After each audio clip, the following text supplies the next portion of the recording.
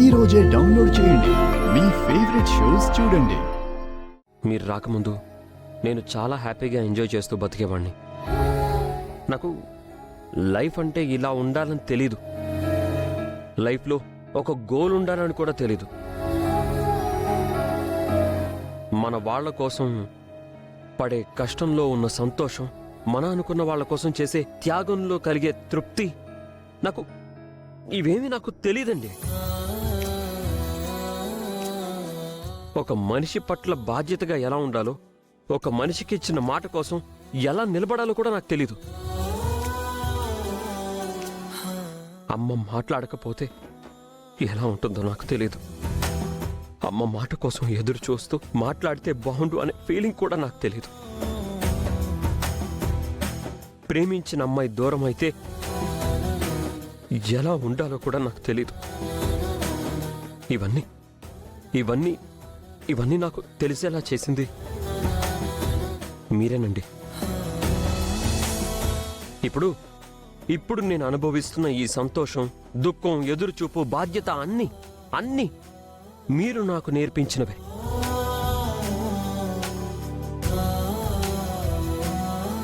మీరు నా జీవితంలోకి వచ్చాక అసలు నాకు ఈ జీవితం అంటే ఏంటో తెలిసింది. ఓడిపోతేనే గెలుపు విలువ తెలుస్తుందంటారు. ఇన్నాళ్ళు నాకే తెలియకుండా నేను ఓడిపోయాను. మీరు నన్ను గెలిపించడానికి వచ్చారు. నేను గెలుస్తానండి. మీకోసం, నా ఇంద్రకి ఇచ్చిన మాట కోసం గెలుస్తాను. మిమ్మల్ని ఈ ఇంట్లో అందరూ ఈ ఇంటి మహాలక్ష్మి అనేలా చేస్తాను. మీ కడుపులో ఉండే బిడ్డని ఈ ఇంటికి వారసుని చేస్తాను. ప్రాణం పోయినా సరే నా మాట నిలబెట్టుకుంటాను. లేదండి, మళ్ళీ మీరు తప్పటడుగు వేస్తున్నారు. మీ జీవితంలో నేను ఉండకూడదు. ఆల్రెడీ మనం విడాకుల కోసం కోర్టు మెట్లెక్కాం. మనకి విడాకులు వచ్చాక మీరు అతిథిని పెళ్లి చేసుకోవాలి. ఆ తర్వాత నేను మీ జీవితంలో ఉండను. అది మర్చిపోకండి. నేను ఇదంతా చెప్పింది మిమ్మల్ని దూరం చేసుకోవడానికి కాదు. మీరు ఈ విడాకుల విషయం మర్చిపోండి.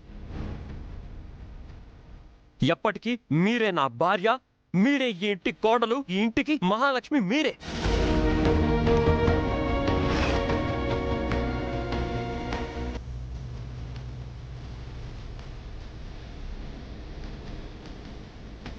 ఈయనకెన్ని చెప్పినా అర్థం చేసుకోవట్లేదు. రోజు రోజుకి నా మీద అభిమానం, బాధ్యత పెంచుకుంటున్నారే కానీ తెంచుకోవట్లేదు. నేనేం చెయ్యాలి దేవుడా?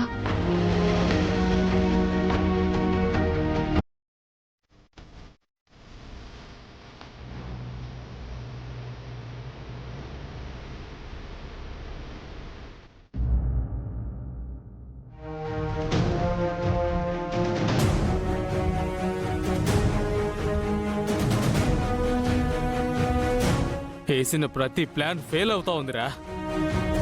నా బంగారం అందినట్టే అందనంత దూరం వెళ్ళిపోతుంది. అవునన్నా, నా ఎత్తడ కూడా మిస్ అయింది. ఎత్తడెవర్రా? ఆ రోజు ఎత్తుకొచ్చిన అవంతిక అన్నా. నేను తాళి కడదామనుకుంటే తన్నేసిపోయింది. నీ యాదవా.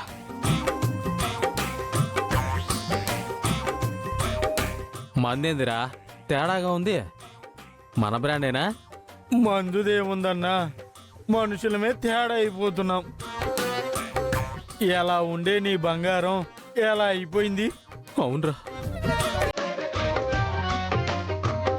ఇక ఈ ఇండైరెక్ట్ ఫైటింగ్లు మనకు వర్కౌట్ అయ్యేలా లేవు. డైరెక్ట్గా మేజర్ గారి ఇంటికి వెళ్ళి కుండ బద్దలు కొట్టేద్దాం. కరెక్టే అన్నా, కుంభస్థలం కొట్టేద్దాం.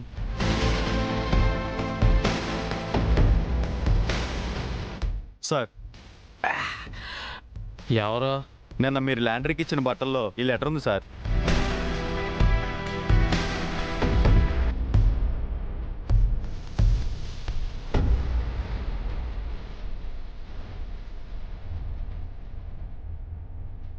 అరే సైదులో నువ్వు చదవరా.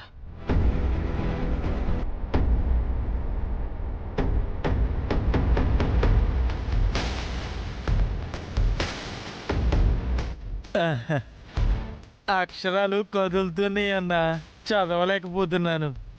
నాకు అలాగే ఉందిరా. ఓరే అబ్బాయి, నువ్వు చదవరా. ఎవరా? హాయ్ బుల్లబ్బాయ్. హాయ్. నీ ఫ్యాన్ అనుకుంటానా? ఫ్యాను కాదు, టేబుల్ కాదురా పడుద్దాయి. నేను గౌతమ్ని.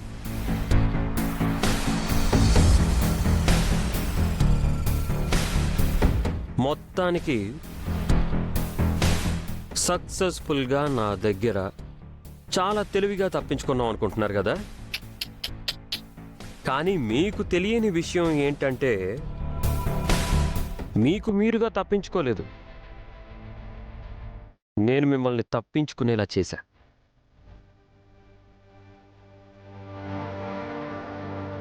అవునరా, మీకు కళ్ళు బైర్లు కమ్ముతున్నట్టు, నాలుక పెడచకట్టుకుపోయినట్టు, మాట తడబడుతున్నట్టు ఏమైనా జరుగుతుందా? పర్వాలేదులే, మెల్లమెల్లగా అలవాటు చేసుకోండి. త్వరలోనే మీ చూపు మాట పోతాయి.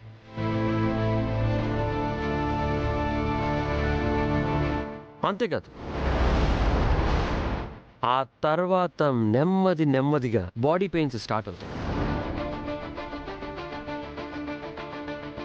గుండెల్లో నొప్పి, ఊపిరితిత్తుల్లో అసౌకర్యం, లివర్లో బొక్క, కిడ్నీల్లో రాళ్ళు పడ్డట్టు ఉంటుంది.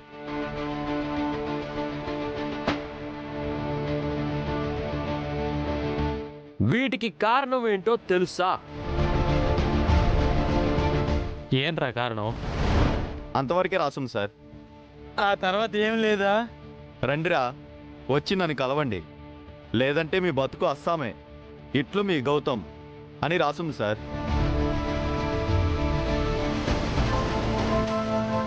ఈయనేంటి ఎలా పడిపోయాడు? అమ్మో,